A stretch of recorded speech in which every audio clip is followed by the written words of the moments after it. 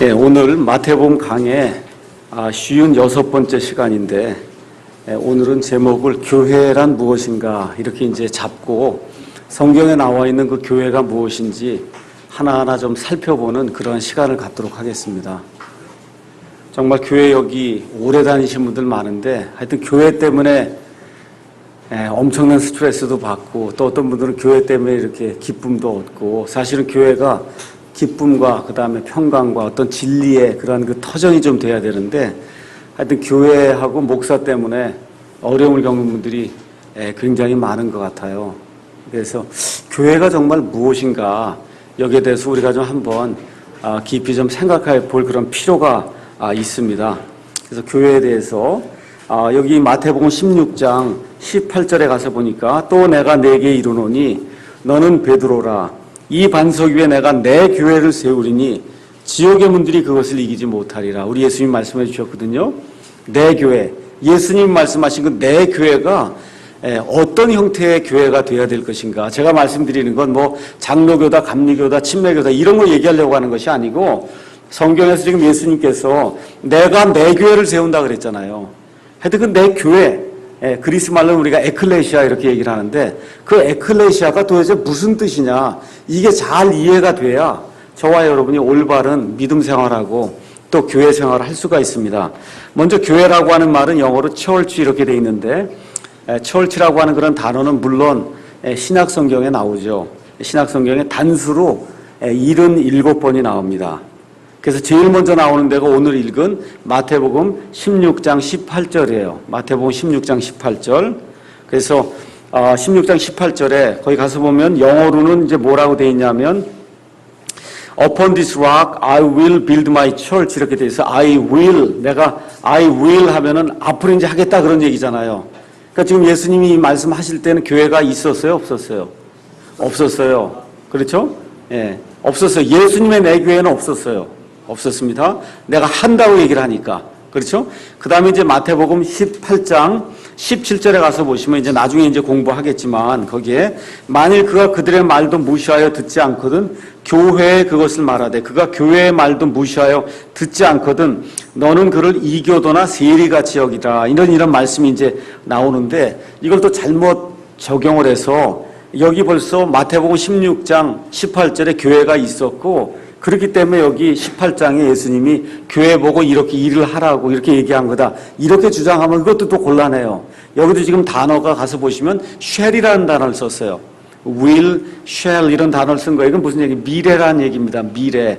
아직 이게 이루어졌다는 얘기가 아니라 앞으로 교회가 이루어지게 되면 그러면 이렇게 해라라고 이제 이야기를 하는 거지, 마태복음 16장 18절에 이미 교회가 있었고, 그래서 그 이후에 여기 18장에서 그 교회에다 대고 예수님이 이야기한다, 이렇게 이야기하면 그것도 좀 문제가 지금 생기는 겁니다. 그래서 여기 시제가 다 will, shall 이렇게 이제 돼 있고, 그 다음에 단수교회는 이제 처음 나오는 게 사도행전 2장 47절부터 시작해서 요한계시록 3장 14절까지 단수로 다 이제 교회가 이제 표현이 돼 있어요. 그 다음에 이제 교회들에서 churches라고 복수로 되어 있는 데가 성경에 37번 나옵니다. 그래서 사도행전 9장 31절부터 요한계시록 22장 16절까지, 그래서 교회가 총 100번이 넘게 성경에 이제 나오고 있습니다. 자, 그러면 일단은 교회가 뭐냐, 교회가 뭐냐, 성경이 얘기하는 그 교회에 대해서 잠깐 말씀을 드리면, 교회는 일단 건물이 아닙니다. 여기 사랑침례교회에 온다 그러고, 사실 맞는 얘기인데, 많은 경우 사람들이 이제 잘못 생각하는 게, 여기 건물이 교회로 생각을 해요. 이 건물은 교회가 아니에요. 왜 그러냐면 사도행전 12장 5절 가서 보면 교회가 기도했다 그래요. 그러니까 건물은 기도하지 않거든요. 교회가 기도했다. 사도행전 15장 4절에 가서 보면 교회가 사람들을 영접하고 받아들이고 하거든요. 그러니까 건물은 사람을 영접하거나 받아들이질 않습니다. 또 사도행전 15장 22절 가서 보면 말씀을 듣고 교회가 기뻐했다 그럽니다. 그 건물은 기뻐하지 않잖아요. 그렇죠? 그 다음에 고린도전서 15장 9절 가서 보면 내가 하나님의 교회를 핍박했다 그래요. 여러분 건물 핍박해요? 그런 거 없거든요. 그러니까 이런 걸 가서 보면은, 또 요한계시록 2장 23절 가서 보면 교회가 하나님을 안다, 하나님에 대해 안다 이렇게 이야기하는데, 건물은 하나님을 알지 못합니다. 그러니까 첫 번째 우리가 꼭 기억해야 될 거는, 저와 여러분이 여기 앉아 있는 것은 예배당입니다. 그래서 미국 사람들은 이거를 예배당이라고도 안 그래요. 강당이라고 불러요. 영어로 오디토리움. 이거 오디토리움이에요. 강당. 여기 와서 우리가 예배 드릴 수도 있고 친교할 수도 있고 여기 와서 노래할 수도 있고 그냥 그런 용도로 쓰는 강당이에요. 오디토리움이에요. 그걸 지금 성전이라고 해서 제 목사들이 제사장 노릇하고 해서 구약 시대로 자꾸 돌아가서 여기가 마치 제단이라 그러고 그렇죠. 목사가 제사장하고 교회는 성전이라 그러고 그게 다 천주교에서 예배드린 처소로 성당이라고 하는 걸 그대로 본받는 거거든요. 그래서 그런 식으로 하다 보면 그러면 교회가 마치 구약시대 성전처럼 이렇게 사람들이 생각을 하고 그러니까 어떻게 해요? 수많은 돈을 들여서 여기다가 파이프 올겐하고 뭐 금칠을 하고 이렇게 해서 하나님이 여기 거하는 대로 이렇게 착각을 하도록 그렇게 이제 종교를 이렇게 조장하는 그런 일들을 그래서 하는 겁니다. 여기는 뭐예요? 강당입니다. 강당이에요. 우리 여기 십자가 하나도 없어요. 십자가 하나도 없어요. 이 안에. 왜 그래요? 하나님께서 어떤 형상이든지 만들지 말라 그러잖아요. 심지어 십자가까지도 만들 필요가 없는 겁니다. 미국에 있는 모든 대부분의 교회들, 특히 침례 교회들은 안 해요, 그런 거. 그게 필요치 않아요. 여기 강당이기 때문에. 여기서 예배 드리고 우리가 할 일 하는 그런 장소지, 여기는 성경이 얘기하는 교회가 아닙니다. 저와 여러분이 교회예요. 사람이 교회라고 지금 성경이 이야기를 하고 있습니다. 그래서 교회는 어떤 목적을 위해 모인 사람들의 집회가 교회예요. 사람들이 모여있는 그 무리, 모임, 집회가 교회입니다. 그래서 교회 이야기하면은 첫 번째 사도행전 11장 26절 거기 가서 보면 그들이 교회와 함께 모였다. 이 건물과 함께 모였다는 그런 뜻이 아니거든요. 사도행전 14장 27절 가서 보면 선교여행을 끝난 다음에 그 보고하기 위해서 교회를 모았다는 거예요. 온 교회를 모았다는 거예요. 교회. 그 다음에 사도행전 19장 32절 가서 보면 그 교회라고 하는 그 내용이 이제 거기 나오는데 가서 보면 모인 무리를 이야기합니다. 고린도전서 11장 18절에도 교회가 함께 모인다고 이렇게 기록이 돼 있고 고린도전서 14장 23절에도 온 교회가 다 같이 한 곳에 모였다고 기록이 돼 있고 여러분 잘 아시는 대로 사도행전 2장에 가서 보시면 처음으로 이제 오순절 날에 유대인들만으로 구성이 된 그런 교회가 이제 형성이 됩니다. 그렇죠? 거기 가서 보면 모였다는 거예요. 사도들의 말을 듣고 함께 빵을 나누기 위해서 모였다는 겁니다. 그래서 결론을 말씀드리면 교회는 모이는 데가 아니면 교회가 아닙니다. 이걸 잘 이해하셔야 돼요. 나 혼자 이렇게 믿어야 돼요. 이거 교회가 그러니까 한 사람 한 사람이 예수 그리스도의 몸이라고 하는 그런 의미에서는 교회지만 그것만으로 믿음 생활을 하기가 어렵다는 걸 성경이 분명하게 이야기를 하고 있어요. 그래서 교회는 꼭 모여야 교회입니다. 모이지 않고 혼자 있는 것은 엄밀한 의미에서 교회라고 볼 수가 없습니다. 뭐 사정이 있어서 핍박이 있거나 해서 모일 수가 없는 그런 상황이면 혼자 하나님께 예배드리고 혼자 할 수 있어요. 그런 어떠한 특별한 그런 상황이 아니란 성경에 나와 있는 모든 교회는 항상 모이는 교회입니다. 모이지 않는 그런 형태의 교회는 엄밀한 의미에서 신학적인 그런 교회가 아니다. 이제 우리가 그렇게 단언할 수가 있습니다. 그래서 히브리서 10장 25절 여러분이 잘 아는 그런 말씀인데 거기 가서 보니까 뭐라고 기록되어 있냐면 어떤 사람들의 습관과 같이 우리 함께 모이는 일을 패하지 말고 서로 권면하여 그날이 다가옴을 너희가 볼수록 더욱 그리하자 이렇게 얘기합니다. 이것도 오용을 하면 매일 모이라 그러거든요. 이거 가지고 이것도 문제가 생기는 거예요. 어떻게 매일 모여요 교회에? 그거 불가능하잖아요. 자기 직장이 있고 그렇게 하기 때문에 그거 불가능한 거예요. 사도행전 2장에 오순절 날에 성령 침례를 받은 이후에 거기 모여있던 유대인들은 당장 어떤 일이 생길 줄 알았어요? 예수님이 재림할 줄 알았어요. 재림할 줄 알았어요. 재림하면 어디로 올까요?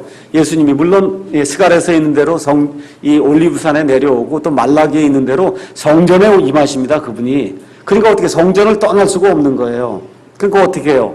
이 사람들이 자기가 가지고 있던 모든 걸 다 팔아서 사람들 서로 먹여주고 그러면서 거기 모여서 예수님 재림하는 걸 지금 기다리고 있는 그러한 차원에서 거기는 매일 모인 겁니다.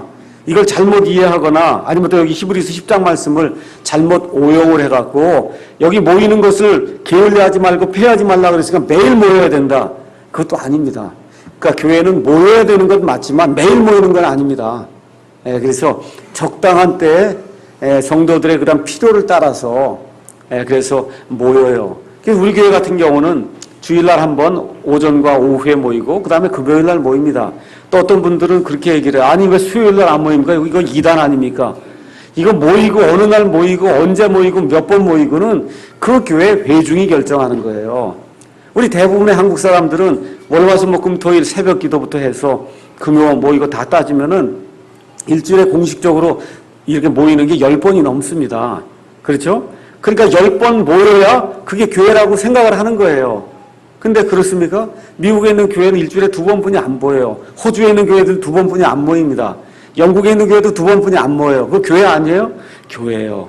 미국에 있는 대부분의 침례교인들 예배 때 주기도문 사도신경 안 합니다. 그게 필요가 없거든요. 그거 천주교 전통으로 내려와서 장로교라든지 이런 데서 하는 거지. 우리 침례 성도들은 교회에 모여서 이렇게 중얼중얼 하듯이 헛된 반복에 주기도문 사도신경 안 합니다. 그거 안 한다고 또 이단 간별사들이 이런 교회는 이단이라고 그러거든요. 이단 교회의 특징, 주기도문과 사도신경이 없다. 이걸 써놓고 얘기를 하니까 그런 사람들이 이제 호주나 이런 데 그 교포 교회 가면은 그럼 이제 호되게 뿌질함을 듣죠. 아니, 당신 무슨 얘기 하느냐. 여기 우리 호주에 와서 살고 미국에 와서 사는데 여기 이런 거 하는 적 없다. 하는 교회도 없고. 그 우리 이단이냐. 그렇죠? 그러니까 그런 것에 의해서 뭐가 이단이 되어 그런 게 아닙니다. 그래서 교회는 사람들이 모이는 게 교회입니다. 사람들 자체가 교회입니다. 근데 그거는 언제 모이느냐, 몇 번 모이느냐는 그 교회의 필요에 따라서 모이는 겁니다. 그게 또 가정에 모일 수도 있고 또 이렇게 건물을 임대해서 모일 수도 있고 지금 예수님께서 이 사마리아 그 여인을 만나서 수가성의 그 여인을 만나서 예수님께서 복음을 전하니까 이 여인이 나와서 하는 얘기가 뭐예요? 당신네 이 유대인들은 예배 드릴 때가 저희 예루살렘에 있다 그럽니다. 근데 우린 여기 그리심산에서 예배를 드리는데 이거 어떻게 해야 됩니까? 그러니까 예수님이 뭐라 그래요? 이제 그런 거 할 땐 지났다는 거죠. 그렇죠? 예, 하나님께 영과 진리로 예배드리는 지금 이때가 오고 있는데 예루살렘이냐 그리심산이냐 집이냐 아니면 이렇게 빌려서 사는 건물이냐 이거 소용이 없어요. 예, 그 처음에는 어떻게 모였어요? 다 가정에서 모였어요. 건물이 어디 있습니까? 그러니까 다 집에서 모인 겁니다. 중국의 지하교회들 집에서 모여요. 핍박이 심하기 때문에 그런 거를 표준으로 삼아서 집교회가 아니면 그건 교회가 아니다. 이건 말이 안 되는 얘기죠. 예, 그럼 미국에 있는 다른 교회들 하나님이 양심의 자유를 허락해 주셔서 마음대로 모일 수 있는 이런 교회는 교회가 아니다. 이건 안 되는 거예요. 그러니까 교회라고 하는 것은 사람들이 모이는 거, 모임 자체가 교회고 어떤 형태로 하느냐 그건 다 회중에 달려있고 주변의 환경에 달려있어요. 핍박이 심하면 다 어떻게 해요? 집에서 숨어 다니면서 동굴에서 그렇게 모일 수밖에 없는 거고 하나님이 자유를 주시면 얼마든지 건물을 가지고 크게 하면서 하나님의 말씀을 선포할 수도 있는 거고 또 큰 교회나 작은 교회도 우리가 얘기할 필요가 없어요. 하나님께서 함께 해주셔서 교회가 커지면 그거에 맞춰서 또 하는 거고 작으면 작은 대로 하는 거고 그래서 이런 것에 의해서 뭐 이단이다 아니다 이런 거 따질 필요가 전혀 없습니다. 이 안에서 하나님께 영과 진리로 예배 드리려고 하는 그런 사람들이 모이면 그것이 예수님의 신약교회다. 우리가 이야기를 할 수가 있습니다. 자, 그러면 교회라고 하는 그런 말은 그리스 말로 에클레시아 이렇게 얘기해요. 에클레시아 많이 들어봤을 거예요. 그래서 에클레시아 교회 아니면 교회들로 쓰인 말이 총 몇 회가 되냐면 114회가 되고 에클레시아는 117회니까 117회 중에 3번은 교회 말고 딴 말로 번역이 됐다는 뜻이에요. 이해가 되시죠? 저 위에 가서 보시면 교회 단수가 77회, 교회들 복수가 37회면 합하면 114회잖아요. 그렇죠? 그러면 에클레시아는 117회가 쓰였으니까 그럼 114회는 교회로 번역이 되고 그 다음에 3번은 교회 아닌 집회라든지 모임이라든지 이렇게 이제 번역이 됐단 말입니다. 자, 그러면 에클레시아, 예수님이 내 에클레시아를 세우겠다 이렇게 얘기하신 거예요. 예수님이 내 교회를 세우겠다 그 얘기가 내 에클레시아를 세우겠다 이렇게 이제 이야기를 하시는 겁니다. 그러면 에클레시아라고 하는 그리스 말 자체가 뭐냐 하면 그건 뭐냐 하면 부름을 받은 자들의 모임이라는 거예요. 부름을 받은 자들의 모임 아니면 집회. 그래서 사도행전 19장 32절이나 39절에 가서 보시면 집회로 이제 어셈블리라고 하는 그런 단어로 이제 표현이 되어 있습니다. 자, 보세요. 여기 사람들이 이만큼 있습니다. 이만큼 중에 요만큼만 떼서 이렇게 부름을 받았어요. 자, 우리 여기 앉아서 아침에 뭐 예배 드리고 한 사람이 뭐 한 200명이 이렇게 됐다. 자, 근데 이제 목사가 광고를 하는 거예요. 오늘 오후에 야구 시합을 하겠습니다. 야구 시합. 그래서 이쪽에서 15명, 이쪽에서 15명 후보까지 다 해서 30명을 빼서 여기 뒤에 있는 소란초등학교에서 오후에 하겠습니다. 그렇게 얘기하면 그 200명 중에 몇 명이 부름을 받은 거예요? 30명이 부름을 받았잖아요. 그 30명이 에클레시아예요. 그 야구팀이 에클레시아예요. 여러분 이해하시겠어요? 그 야구팀이 그리스 말로는 에클레시아예요. 에클레시아. 자, 그럼 그런 의미에서 자, 불교해서 불교도들이 있어요. 그 불교도들은 세상에서 부름을 받아서 어디로? 부처에게로 부름을 받았어요. 맞죠? 그러면 그리스 말로는 이게 뭐예요? 에클레시아예요. 그 번역을 하면 뭐로 되겠어요? 교회로 되는 거예요. 그게 번역이 되면. 문선명도 그래서 다 뭐라 그래? 교회라 그러잖아요. 문선명의 통일교회도 교회라 그래. 왜 그래? 이 세상에 많은 사람들 중에 문선명에게로 부름을 받았단 말이에요. 그러니까 에클레시아예요. 그 번역을 하면 뭐예요? 교회란 말이에요. 그러니까 교회라고 하는 말 자체가 원래는 뜻이 여러 사람이 많이 있는데 그 중에 어떤 특별한 목적을 위해서 이렇게 불러냄을 당한 그런 사람들이면 그게 에클레시아예요. 그게 뭐 야구팀도 될 수 있고 축구팀도 될 수 있고 불교도 그룹도 될 수 있고 이슬람 교도도 될 수 있고 그게 예수 그리스도께로 부르심을 받았으면 그게 뭐예요? 예수님의 에클레시아 교회가 되는 겁니다. 여러분 이해하시겠죠? 네, 어디에서 부르심을 받아서 어디로 들어가면 그게 이제 에클레시아입니다. 자, 그런 의미에서 그러면 사도행전 가서 한번 가서 보시죠. 사도행전 7장에 가서 보시면 이제 스데반이 이스라엘 백성들에게 그 과거의 구약시대의 그 역사를 쭉 설명하는 그런 내용들이 이제 나옵니다. 거기 가서 7장 38절에 시내산에서 자기에게 말하던 그 천사와 또 우리 조상들과 함께 광야에 있던 교회에 있으면서 살아있는 말씀들을 받아 우리에게 주던 자가 바로 이 사람이라. 이 사람이 누구냐면 모세예요. 모세가 말씀을 줬다는 거예요. 지금 누구에게 줬습니까? 모세가 누구에게 하나님의 말씀을 받아줬어요? 이스라엘 백성에게 줬는데 그 이스라엘 백성을 가리켜서 여기 7장 38절엔 뭐라 그래? 이스라엘 백성을 광야에 있던 뭐라 그래요? 교회라 그러잖아. 그러면 구약시대에도 교회가 있었네요. 그럼 여러분 그렇게 이야기하면 맞습니까? 틀립니까? 맞아요? 틀려요? 맞습니다. 맞아요. 근데 뭐는 아니에요. 예수님의 내 교회는 아니에요. 이해하시겠어요? 예, 구약시대의 그 이스라엘도 세상에 많은 민족들이 있는데 하나님이 그들을 불러내서 특별히 또 어디서 불러내? 이집트에서 불러내서 가나안 땅으로 들어가도록 만들어준 하나의 그룹이 됐잖아요. 그러니까 어떻게 돼요? 에클레시아란 말이에요. 그것도. 그렇죠? 그러니까 여러분이 구약시대도 교회가 있었습니다. 그럼 아닙니다. 그렇게 얘기하기 전에 의미를 잘 살펴보셔야 돼요. 이게 구약시대 이스라엘도 성경에서 광야에 있던 교회라고 이야기한다. 그게 뭐냐면 광야에 있던 에클레시아다 그런 뜻입니다. 그런 의미의 교회는 구약시대에 있었어요? 없었어요? 있었습니다. 그런데 여기 예수님이 내 이 반석 위에 내가 내 교회를 세우리니 할 때 그 예수님의 에클레시아 그것하고 구약시대에 광야에 있던 에클레시아가 같습니까? 틀립니까? 틀려요. 장로교인들은 이걸 구분을 안 하기 때문에 문제가 생기는 거예요. 그래서 어디부터 교회냐? 아담부터 교회라는 거야. 아담부터 교회. 이렇게 되니까 이게 맞긴 맞아요. 교회는 교회인데 뭐는 아니에요. 예수님의 신약교회가 아니란 말이에요. 그러니까 이 사람들은 신약과 구약을 구분하지 않습니다. 예. 이렇게 되면서 구약시대의 모든 약속을 다 신약시대의 교회가 이어받았다고 하는 이와 같은 이 언약신약이라고 하는 성경에 없는 그와 같은 말씀들을 만들어내서 그렇게 하는 거에 서 칼빈이라는 사람이 제네바에서 신정정치를 다시 부활시켜서 그래서 그 안에서 이스라엘의 장로체제를 가지고 그래서 이스라엘식의 그러한 광야에 있던 교회체제를 하려고 했던 그게 장로교회예요. 며칠 전에 존 스타트라고 하는 사람이 죽었어요. 맞죠? 나이가 90세인데 그 신문에 뭐라고 났어요? 개신교회의 교황 존 스타트 별세 이렇게 났습니다. 신문 기자가 적은 거예요. 개신교회의 교황. 그건 맞는 얘기예요. 개신교회에는 교황이 나올 수 있어요. 왜 그래요? 그건 로마 천주교에서 프로테스트를 하고 나왔기 때문에 천주교의 그걸 갖고 나온단 말입니다. 그러니까 스타트 한마디가 얘기하면 한 사람이 얘기하면 그게 거의 법이 되다시피 이렇게 해요.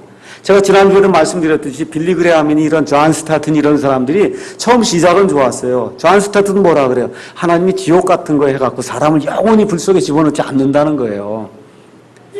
자기가 이 세상을 돌아다녀 보니까 하나님이 이렇게 자비한 분이 무자비한 그런 분이 아니다.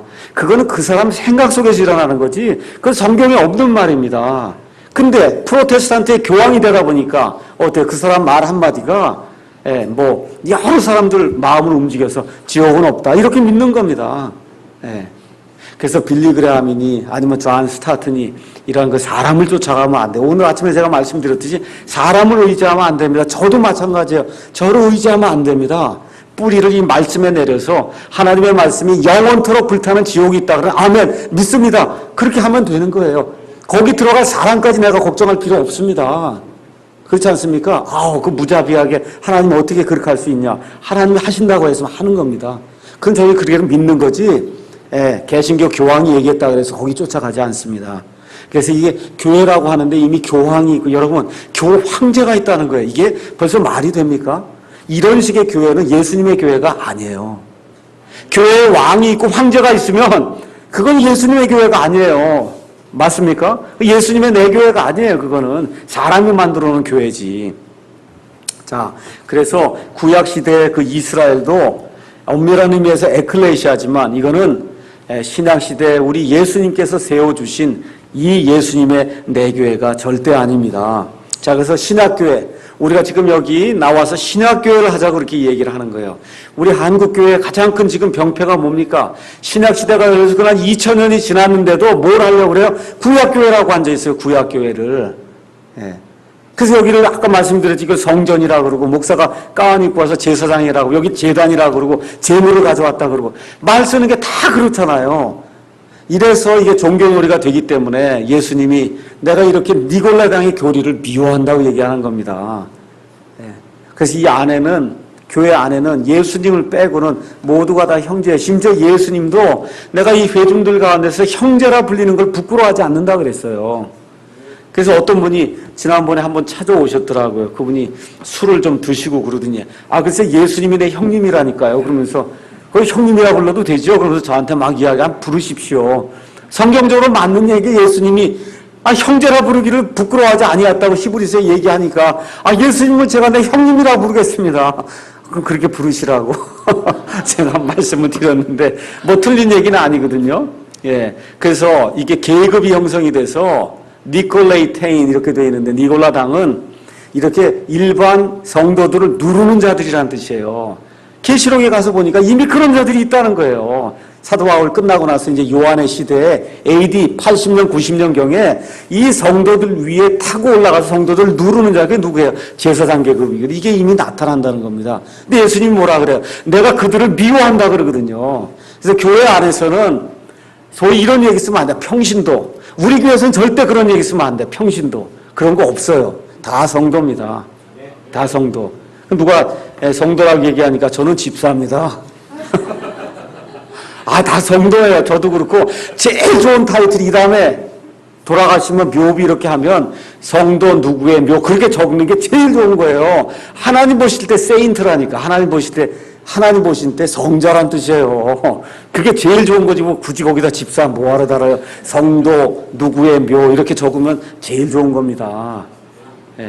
그래서 저는 거기다 침례 성도 정동수의 묘 이렇게 적을 거예요. 그 많은 성도 중에 성경 말씀대로 이 베프티스트로 우리가 살아왔으니까 베프티스트 세인트로 우리가 딱 이렇게 하고 그래도 죽어야죠. 자, 그래서 신학교회는 예수님의 내 교회, 그리스 말로 이제 에클레시아인데 특별한 목적으로 부름 받은 그런 사람들의 모임 이런 얘기입니다. 그래서 어떤 거냐? 사망에서 생명으로 이렇게 나온 그런 사람들. 그래서 예수님의 몸에 일부가 돼서 그 지체가 된 그런 사람들. 그걸 성경은 교회라고 이제 이야기하는 겁니다. 자, 그러면 교회를 부르신 목적이 무엇냐? 교회를 하나님이 왜 부르시냐? 여러분, 목적을 좀 잘 알면은 교회 생활 잘 하지 않겠어요? 맞죠? 그래서 목적을 좀 잠깐 살펴보겠습니다. 시간이 걸려도 몇 구절 찾아보겠습니다. 사도행전 15장 14절 가서 보니까 사도행전 15장에서 이제 안디옥에서 할례받는 그런 문제가 이제 생겼어요. 그래서 바울과 일행이 지금 예루살렘으로 올라가서 그래서 예루살렘에서 이 회의가 열렸습니다. 도대체 이방인들도 할례를 받아야 되냐 안 받아야 되냐 이 문제를 이제 열렸어요. 베드로가 지금 이야기를 했습니다. 사도 바울이 여러 가지 이야기를 했습니다. 이제 야고보가 거기에 이제 회의를 주재하던 예루살렘 교회 수장이에요. 그래서 이분이 얘기하는 거예요. 그들이 잠잠하면 야고보가 응답하여 이르되 사람들의 형제들아 내 말에 좀 귀를 기울여라. 하나님께서 처음으로 이방인들 가운데서 자신의 이름을 위하여 한 백성을 취해내시려고 그들을 찾아가신 것을 시므온이 밝히 말했다. 이게 무슨 얘기냐면 시므온이 베드로잖아요. 그렇죠? 여러분 제가 말씀드린 대로 사도행전 9장까지는 이방인 가운데 예수님 믿는 사람이 없었어요. 사도행전 특별히 7장까지는 100% 유대인만 믿다가 그 다음에 8장에 넘어가서 누가 믿어요? 사마리아 사람들. 반은 유대인, 반은 이방인인 사마리아 사람이 믿다가 드디어 사도행전 10장에 넘어가서 다시 말씀드려서 예수님 십자가 사건 이후에 약 10년쯤 지나서 이방인들 가운데 처음으로 고넬료라고 하는 사람이 구원을 받으니까 사도 베드로 거의 기절할 정도가 됐어요. 어떻게 이방인도 구원받는가? 그전까지 이방인 구원받은 사람이 있었어요? 없었습니다. 그렇죠? 그 일을 지금 베드로가 여러분 앞에 알렸다는 거예요. 이 시므온이 하나님께서 자신의 이름을 위하여 이방인들 가운데서 한 백성을 취해낸다고 하는 그런 사실을 지금 사도 베드로가 고했다. 그런데 그게 대언자들의 말씀들이 이것과 같이 일치한다. 지금 그런 이야기를 하고 있는 겁니다. 그러니까 지금 여기 나와 있는 말씀을 보니까 하나님의 이름을 위해서 하나님이 이방인들을 불러내서 한 백성으로 삼는다는 거예요. 그러니까 저와 여러분이 교회로 이렇게 부르심을 받은 목적, 제일 큰 목적은 하나님의 이름을 위해서 아니면 하나님의 영광을 위해서 하나님을 찬양하기 위해서 그게 이제 첫 번째 목적입니다. 또 하나 이제 보시겠습니다. 로마서 8장 28절에서부터 30절에 가서 보시면은 그럼 하나님이 우리를 부르시는 그러한 그 단계와 함께 맨 마지막 하나님이 뭘 원하시는가 하는 내용이 그 안에 이제 기록이 되어 있습니다. 8장 28절 우리가 알거니와 하나님을 사랑하는 자들 곧 그분의 목적에 따라 부르심을 받은 자들에게는 모든 것이 합력하여 선을 이룬다. 제가 말씀드렸듯이 이것만 딱 따서 보면 안 된다 그랬죠. 그 이유가 뭐예요? 맨 뒤에 이제 나오는 겁니다. 29절 그분께서 미리 하신 자들을 또한 예정하사 자신의 아들의 형상과 같은 모습이 되게 하셨다. 다시 말씀드려서 잘 들으세요. 저와 여러분이 나중에 하나님의 신성에 참여하는 자가 된다는 거예요. 하나님의 신성에 참여하는 자가 된다. 다음 주일 설교는 제가 제목을 정했어요. 사람은 하나님 종류다. 이렇게 이제 지금 제목을 정해놨거든요. 사람은 하나님 종류다. 네. 나중에 하나님 종류가 돼요. 저와 여러분이. 베드로후서에 나와 있는 것처럼 하나님의 본성에 참여하는 자가 된다니까. 하나님의 본성에 참여하는 자. 여러분 이거 우습게 생각하면 안 되는데 이게 무슨 얘기인지 지금 이 3차원의 이 세상에 살고 있는 사람 이해가 안 됩니다. 저도 이해가 안 돼요. 도대체 하나님의 본성에 어떻게 이런 미천한 사람이 거기에 참여할 수 있는가 이해가 안 됩니다. 근데 성경 말씀이 그렇다니까 그냥 믿는 거예요. 그게 뭐예요? 하나님의 아들의 형상과 같은 모습이 되도록 하나님이 예정해 주신다는 거예요. 그 다음에 뭐라고 얘기가 나옵니까? 형상 같은 모습이 되게 하시고 이것은 그분이 많은 형제들 가운데 처음 난 자가 되게 하려 하십니다. 뿐만 아니라 그분께서는 예정하신 그들을 부르신 그들을 의롭다 하시고 의롭다 하신 분들을 나중에 영화롭게 하셔서 하나님의 본성에 참여하는 자가 되게 하시려고 우리를 교회로 불러주신다는 거예요. 첫 번째는 하나님의 이름을 위해서 하나님의 영광을 위해서 두 번째는 뭐예요? 저와 여러분이 하나님 같은 그러한 이 본성에 참여할 수 있는 그런 사람이 돼야 하나님하고 교제할 수 있다는 거야. 끼리끼리 놀 수가 있다는 거예요. 하나님이 저와 여러분하고 지금 이야기하고 대화하실 수 있지만 이게 영원히는 안 되거든요. 이게. 그렇잖아요. 하나님이 영이시고 영원히 존재하는 분인데 육체를 입은 사람하고 어떻게 계속 그게 안 되지 않습니까? 그러니까 하나님이 나중에 우리 몸을 변화시켜서 그 아들의 형상과 같은 그런 모습으로 하나님이 그냥 100% 바꿔주셔야 그래야 어떻게 돼? 영원히 그 아버지와 교제할 수 있는 그러한 존재가 된다. 그래서 우리를 교회로 부르신다는 겁니다. 고린도전서 1장 2절에 가서 보니까 그래서 그런 사람을 가리켜서 뭐라고 이제 얘기하냐면 고린도에 있는 하나님의 교회 보세요. 곧 그리스도 예수님 안에서 거룩히 구별되고 성도로 부르심을 받은 자들과 곧 각처에서 우리의 주고 그들과 우리의 주 되신 예수 그리스도의 이름을 부르는 모든 자들에게 편지한다. 자, 가서 보세요. 교회하고 똑같은 얘기가 뭐예요? 그리스도 안에서 거룩히 구별된 성도가 같다는 거예요. 여러분 여기 가서 보시면 성도 이렇게 얘기 나오는데 영어로 혹시 갖고 계신 분 가서 보시면 called to be saints 이렇게 돼 있어요. saints. 뭐 김대건, 뭐 성 김대건, 뭐 어거스틴 얘기할 때 그 성이 saint란 얘기거든요. 이건 다 사람이 갖다 붙인 거예요. 이거는 사람이 갖다 붙인 거예요. 하나님 앞에는 아무 소용이 없는 거예요. 하나님이 saint라고 불러줘야지 그게 진짜예요. 맞습니까? 근데 여러분 세인트예요 아니에요? 세인트예요 아니에요? 여러분 구원 받았으면 세인트예요. 원래 송재근 그렇게 불러야 되는 거예요. 원래는 원래는 성인 송재근 그래 세인트 송재근이에요. 원래가 이해하시겠습니다. 근데 이게 말이 변질이 돼갖고 성인 그러면 이게 또 뭐 이렇게 고름 짜서 먹고 뭐 이렇게 특별한 일을 한 이런 사람을 가톨릭 교회에서는 성인이라고 부르기 때문에 말이 변질이 됐기 때문에 우리가 감히 못 부르는 거예요. 원래는 저와 여러분이 다 세인트라고 불러야 되는 거예요. 원래는 말을 변질을 시켜놔서 지금 못 부르는 거지 우리가.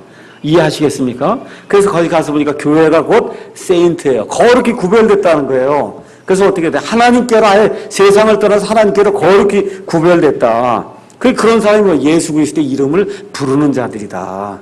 지금 그렇게 이야기를 하는 겁니다. 그래서 교회를 하나님이 부르신 목적은 세상에 살지만 세상에 동화되지 않고 세상에서 분리돼서 거룩하게 살라고 하는 그러한 목적으로 우리를 불렀다는 겁니다. 1장 9절에 보니까 너희를 부르사 자신의 아들 우리 주 예수 그리스도 주와 교제하게 하시는 하나님은 신실하시다. 그러니까 또 어떤 목적으로 부르셨다는 거예요. 우리 예수님과 교제할 수 있는 그런 사람들로 저와 여러분을 부르셨다는 겁니다. 좀 여러분 위치가 어떤 건지 좀 이렇게 좀 이야기를 들어보니까 좀 확실해지세요? 지금 이게 우리가 진짜 미천하고 별거 없는 존재예요. 근데 몸이 호련히 나팔 소리와 함께 우리 몸이 갑자기 변화가 되면 이 모습으로 된다니까요. 이걸 더 되는 거예요. 이걸 바라보는 겁니다. 저희가. 그래서 혹시 그 전에 우리가 죽어서 몸이 이 땅속에 들어가게 되면 어떻게 돼요?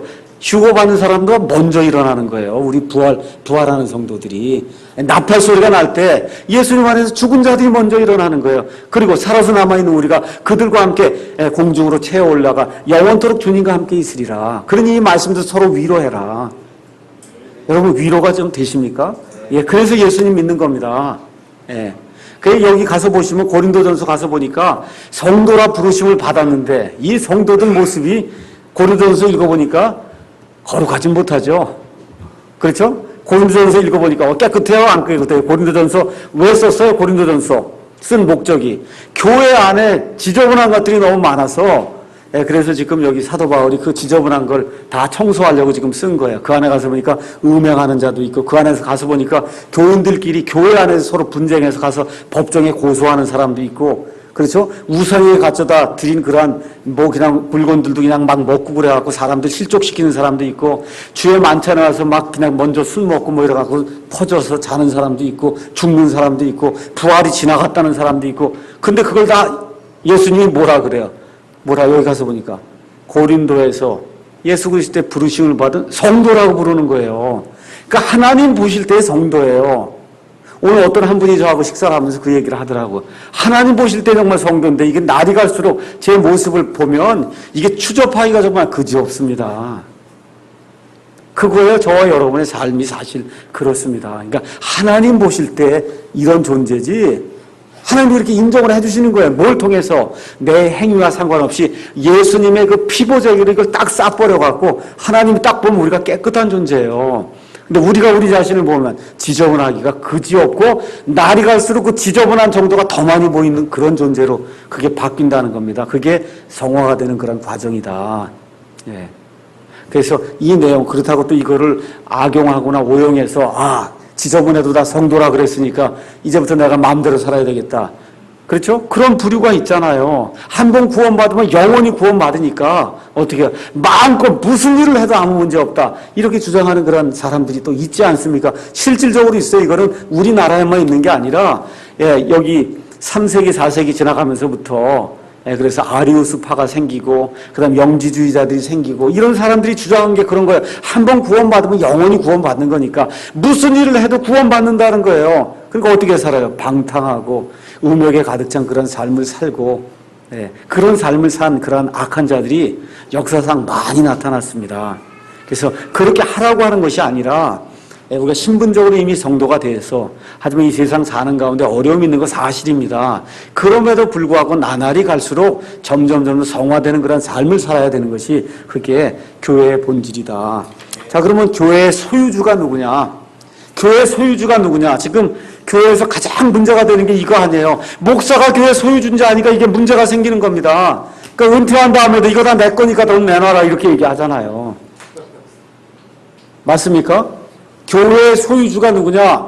마태복음 16장 18절에 이 반석 위에 내가 누구 교회를 세운다 그래요? 내 교회를 세운다니까 교회 소유주는 누구예요? 예수님이에요. 1차적인 소유주는 구약시대 교회는 몰라요. 신약시대 교회 저와 여러분이 하면 신약시대 교회의 유일한 소유주는 예수님입니다. 맞습니까? 예수님이에요. 예수님. 이거를 잊어버리면 안 됩니다. 하다가 목사가 그만두면 그거 끝나는 거죠. 왜 그게 그 사람 거고 건물 뭐 나눠주고 아들 딸 나눠주고 왜 그렇게 해야 돼요? 그게 말이 안 되는 거예요. 그건 정말 한국에서나 그 참 있는 그 쇼지요. 이게 그럴 수 없는 거예요. 그게 예수님의 겁니다. 예수님의 거.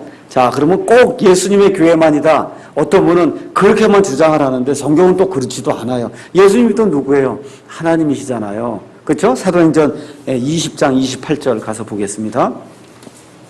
사도행전 20장 28절 거기 가서 보니까 뭐라고 되어 있냐면 그러므로 너희 자신은 에베소에서 온 장로들이에요. 너희 자신과 모든 양떼에게 주의를 기울이라. 성령님께서 너희를 그들의 감독자로 삼으사. 그러니까 여기 양떼가 있고 교회 안에 감독하는 사람들이 있구나. 이건 교회에 있는 거야. 이것도 인정을 안 하면 그러면 어려움이 생깁니다.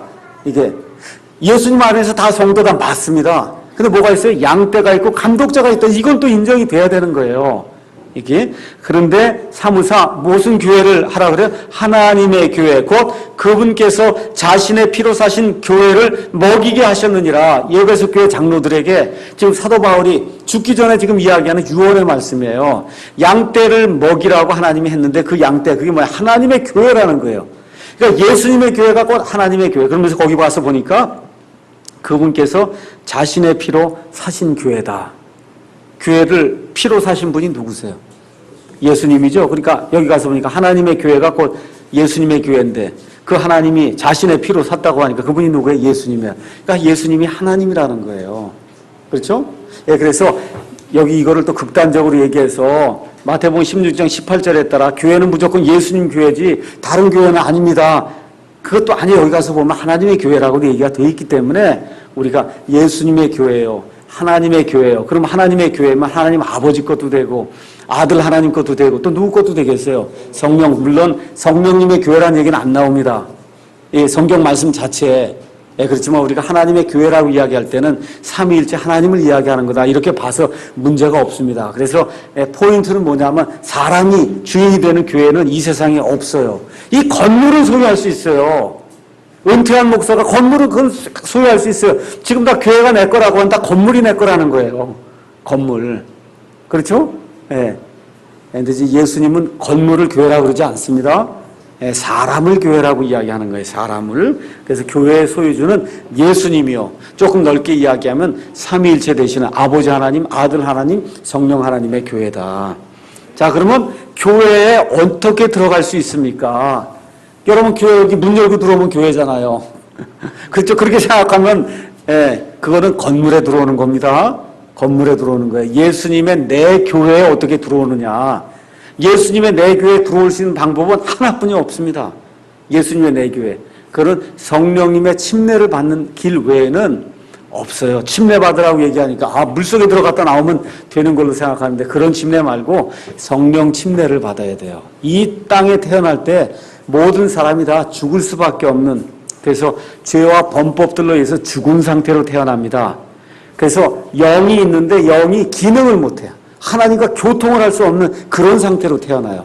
그래서 성령님의 침례를 받아서 그래서 어떻게 영이 탁 하고 살아나는 그 일이 생기면은 그 일이 길가에서 생기든 학교에서 생기든 가정에서 말씀을 듣다 생기든 교회 와서 말씀을 듣다 생기든 딱 생기면 그 순간에 어디로 들어가는 거예요? 예수님의 교회 안으로 쏙 들어가는 거예요.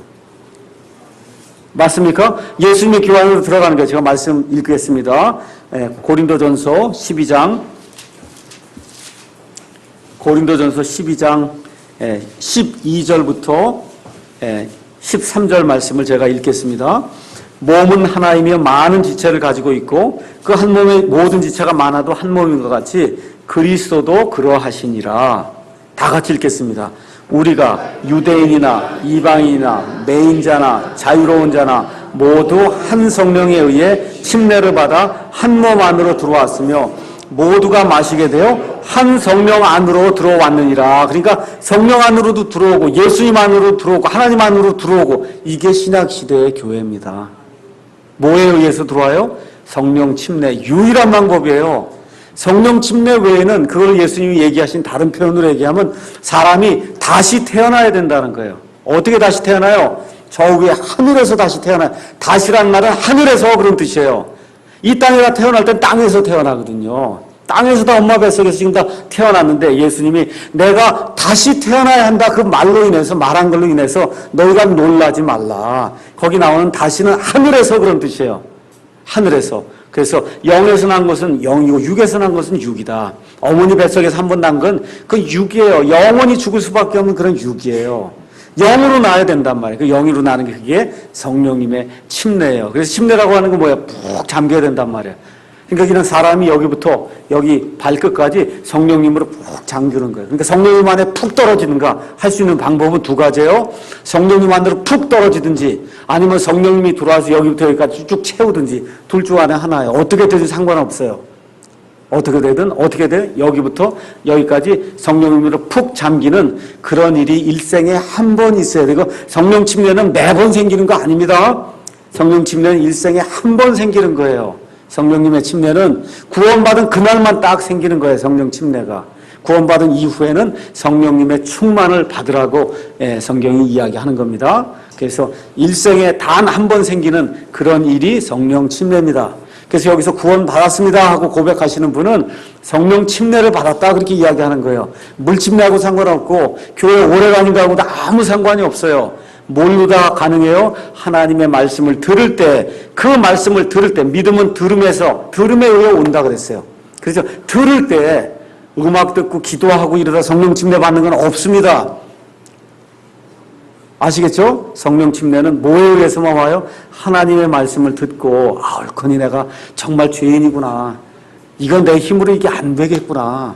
정말 예수님만이 나의 유일한 구원자시구나. 이 예수님을 내가 받아들여야 되겠다는 의지를 가지고 예수님을 내 마음속으로 영접해서 받아들이는 그 순간에 사람이 다시 태어나는 겁니다. 다시 태어나는 거예요. 자, 그래서 이걸 성령 침례라고 얘기하는데, 성령 침례는 여러분께서 가서 보시면 예수님이 마태복음 3장 11절에 이제 침례자 요한이 이제 와서 예수님에 대해서 증언하면서 뭐라 그래요? 예수님이 오시는데 난 그분의 그 신발 끈도 풀 자격이 없다. 그분이 오셔서 어떻게 침례를 준다는 거예요? 어떻게 해요? 불로 침례를 주고 그 다음에 또 성령으로 침례를 준다. 그렇죠? 성령님으로 침례를 주고 불로 침례를 준다. 이것도 잘못 이해해서 성령 침례가 불 침례라고 얘기하는데 아닙니다. 성령 침례 받는 사람은 알곡이고 그 다음에 불 침례 받는 사람은 끌 수 없는 지옥불 속에 들어가는 그런 쭉정이다. 성경이 그렇게 이야기를 하는 거예요. 그래서 성령 침례를 주시는 분이 온다고 했는데 오셨어요. 그래서 오시고 나서 처음으로 성령 침례가 어디에 생기냐면 사도행전 1장 5절에 생깁니다. 자, 가서 한번 보겠습니다. 사도행전 1장 5절에 있는 말씀을 잠깐 보겠어요. 이제 예수님이 부활했습니다. 부활한 다음에 이제 이스라엘 이 제자들 12제자들이 다시 모였습니다. 여기에 4절부터 이제 쭉 나오는데 예수님이 하신 말씀이 뭐냐 하면 참으로 요한은 물로 침례를 주었으되 너희는 이제부터 많은 날이 지나지 아니하여 성령으로 침례를 받으리라 하시느니라. 그러면 요 순간까지 성령 침례가 있었습니까? 없었습니까? 없었어요. 예수님이 성령 침례를 주신다고 침례자 요한이 선포를 하고 여태까지 예수님의 공생의 사역을 쭉 했는데 여기 사도행전 이르기까지 성령 침례가 있었어요? 없었어요? 없었습니다. 없었어요. 그렇죠? 이게 없은 다음에 사도행전 2장에 넘어가서 2장 1절에 오순절날이 충만히 임하였을 때 이날에 이제 드디어 이 사람들이 성령님으로 충만하면서 성령 침례를 이제 받게 됩니다. 그런데 사도행전 2장에 가서 보시면 성령 침례를 받았다고 기록이 안 나와요. 사도행전 2장에는. 근데 어떻게 우리가 성령 침례 받은 걸 아느냐 하면 사도행전 11장에 가야 알 수 있어요. 가서 한번 보겠습니다. 사도행전 11장 15절에서 16절에 있는 말씀을 잠깐 보면은 사도행전 10장에서 누가 구원받았다 그랬습니까? 고넬료가 구원을 받았잖아요. 그래서 이 이스라엘 사람 이 베드로가 고넬료는 이방인인데 이방인에 가서 그래서 침례까지 주고 그러고선 다시 돌아가니까 유대인들이 노발대발한 거예요. 너 유대인이면서 말이야 왜 이방인 집에 들어가고 침례까지 주고 같이 밥도 먹고 이게 도대체 뭐 한 거냐 그렇게 얘기를 하니까 이 사도 베드로가 내가 하려고 그런 게 아니다. 내가 요바에 거하고 있는데 하면서 이제 그 10장에 있는 내용을 다시 한번 요약 정리를 해주는 거예요. 요약 정리를. 내가 할 수 없이 이게 하게 된 거다. 그걸 내가 다시 한번 설명을 해주마. 거기 하면서 11장 15절부터 16절 가서 보면 내가 고넬료의 집에 가서 말을 시작할 때 성령님께서 그들 위에 임하시되 마치 처음에 우리 위에 임하신 것 같이 그렇게 임하시더라는 거예요. 그럼 처음이 언제냐? 16절 그때 내가 주의 말씀 곧 그분께서 이르시기를 참으로 요한은 물로 침례를 주었으되 너희는 성령님으로 침례를 받으리라 하신 것을 기억했다는 겁니다. 국어를 잘해야 성경을 이해할 수 있다 그랬죠? 그럼 이 말씀을 이해하면은 무슨 얘기예요? 고넬료에게 말을 전하려고 해서 성령님이 내려왔단 말이에요. 근데 그게 우리가 오순절날 처음 받았던 그거하고 똑같은 일이다. 근데 그 일이 뭐냐는 거예요. 지금 얘기한 대로 너희가 얼마 지나지 않으면 성령님으로 침례를 받으리라 한 그 말이 고넬료 사건 때 이루어졌는데 그 고넬료 사건 때 이루어진 게 오순절날 이루어진 그거하고 똑같은 거다. 그러니까 오순절날 무슨 일이 있었다는 거예요. 성령님의 침례가 있었다는 거예요. 이 성령님의 침례와 더불어 드디어 이 땅에 처음으로 뭐가 형성이 돼요? 교회가 형성이 되는 거예요. 여러분 이해하시겠어요? 그 전에 교회가 예수님의 내 교회 그냥 교회라 그러면 또 헷갈리니까 이 땅에 처음으로 예수님이 말씀하신 내 교회가 오순절날 처음 형성이 된 겁니다. 말을 제가 잘 해야지 또 아다르고 어다르니까 그전에도 교회가 있었다 그랬잖아요. 그렇죠? 구약교회 말고 예수님이 이 반석 위에 내가 내 교회를 세우리라는 그 교회 성령님의 침례를 통해서 형성이 되는 교회 이방인이든 유대인이든 누구든지 상관없이 성령님의 침례만 받으면 한 몸 안으로 들어오는 그 교회 맞죠? 그래서 그 교회가 오순절날 처음으로 성령 침례를 통해서 이 땅에 존재하게 됐습니다. 그러니까 교회 안에 들어오려고 하면 성령 침례를 받아야 돼. 그 이후부터는 성령 침례 받은 사람만 예수님의 내 교회에 들어와요. 예배당은 아무나 들어올 수 있어요. 괜찮습니다. 예배당에는. 그러니까 여기 지역교회 안에는 100% 구원받은 사람은 있을 수 없잖아요. 맞습니까? 근데 예수님 보실 때 예수님의 몸 안에는 100% 구원받은 사람만 있어요. 맞죠? 그래서 이런 내용들을 저와 여러분이 기억하시고